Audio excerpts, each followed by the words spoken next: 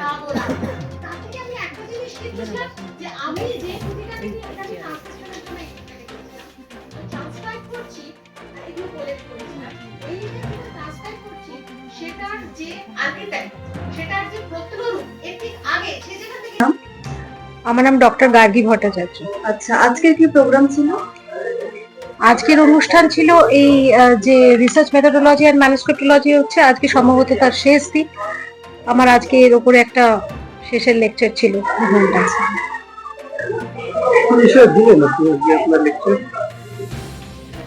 এই বিষয়ের উপরেই মূলত ম্যানুস্ক্রিপ্টোলজি রিসার্চ মেথোডোলজিতে কেন প্রয়োজন। রায়গঞ্জ বিশ্ববিদ্যালয় বাংলা এবং সংস্কৃত যৌথ উদ্যোগে যে এই উদ্যোগ কিভাবে দেখছেন?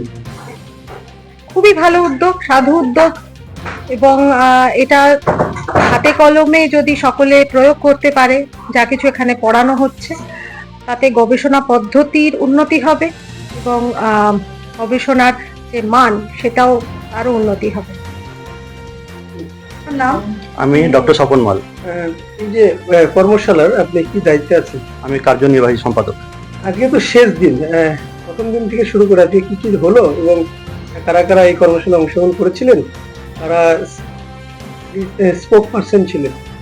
আচ্ছা, আমাদের টোটাল 18 জন রিসোর্স পার্সন ছিলেন বিভিন্ন দেশ বিদেশ থেকে, বাংলাদেশ থেকেও ছিলেন, বেনারস, দিল্লি এবং বিশ্বভারতী, রবীন্দ্র ভারতী, এশিয়াটিক সোসাইটি এবং আরও অন্যান্য জায়গা থেকে।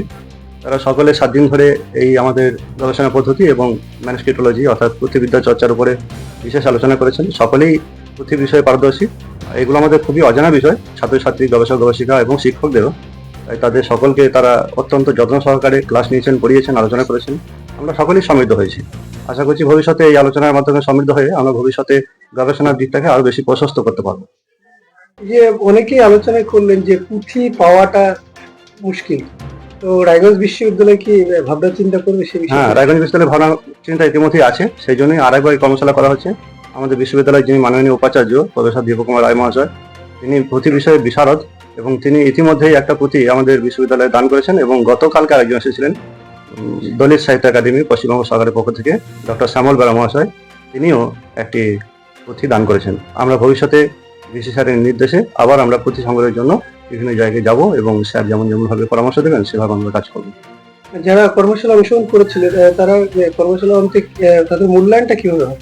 আমাদের মূল্যায়ন আজকেই মধ্যাহ্ন ভোজনের পরে 2টা থেকে 8টা পর্যন্ত একটি অনলাইনে পরীক্ষা ব্যবস্থা আছে।